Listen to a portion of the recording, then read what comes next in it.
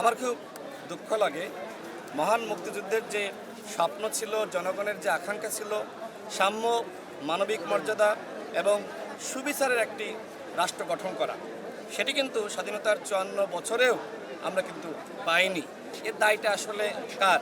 এর দায়টা যেমনিভাবে এদেশের জনগণকে নিতে হবে, রাজনৈতিক দলগুলোকে নিতে হবে, ঠিক একইভাবে ভারতীয় যে চক্রান্ত, সেই চক্রান্তের কারণেই কিন্তু বাংলাদেশ এখনো পর্যন্ত পিছিয়ে আছে।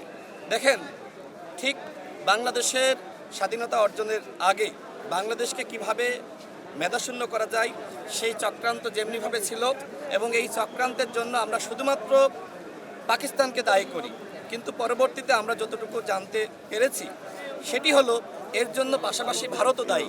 একদিকে ভারত বাংলাদেশকে সহযোগিতা করছে স্বাধীনতা যুদ্ধে, অন্যদিকে বাংলাদেশের সম্পদ তারা কিন্তু লুট করে নিয়ে গেছে, যেটা আমরা পরবর্তীতে মেজর জলিল সহ অনেকের বক্তব্যে আমরা কিন্তু শুনেছি। তারা প্রতিবাদ জানিয়েছে যে ভারত বাংলাদেশকে সহযোগিতা করার নামে মূলত বাংলাদেশকে কিভাবে মেরুদণ্ডহীন করা যায়, কিভাবে মেধাশূন্য করা যায়, কিভাবে সম্পাদহীন করা যায়, সেই চক্রান্ত কিন্তু ভারতের ছিল। আরএফএল অডিটর, বাঁকা হয় না, ফাঁকা হয় না, আর ভাঙা এক কথায় অসম্ভব। তো যাই হোক, আমরা দেখেছি যে শুধুমাত্র স্বাধীনতার আগেই যে বাংলাদেশকে মেধাশূন্য করা হয়েছে সেটি নয়, বরং এই 54 বছর ধরেই কিন্তু বাংলাদেশকে মেধাশূন্য করার একটি চক্রান্ত ছিল।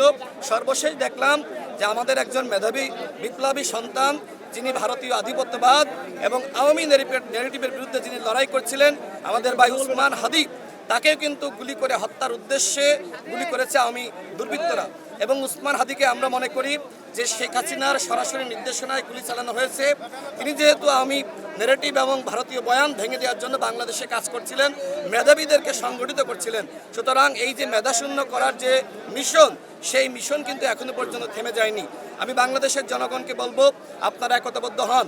আর একটি বিষয় বলে শেষ করি। দেখেন, আমি অত্যন্ত ব্যথিত, আজকে ফ্যাসিবাদের দোসর জাতীয় পার্টি এখানে আওয়ামী লীগের নেতাকর্মীদেরকে সংগঠিত করে আজকে আমার বুদ্ধিজীবীদেরকে শ্রদ্ধা জানানোর জন্য এখানে এসেছে। আমার কাছে মনে হয় যে এটি আমাদের শহীদ বুদ্ধিজীবীদেরকে অপমানিত করা, অপদস্থ করা, এবং কিভাবে আজকে জাতীয় পার্টি এখানে আসলো সেই প্রশ্ন আমি সরকারের কাছে করছি। জাতীয় পার্টি শুধুমাত্র জাতীয় পার্টি নয়, এই জাতীয় পার্টির কাঁধে ভর করে আওয়ামী লীগ বাংলাদেশে ফিরে আসার একটি মিশন হাতে নিয়েছে, এবং এই মিশন ভারতের মিশন। সকলকে ধন্যবাদ।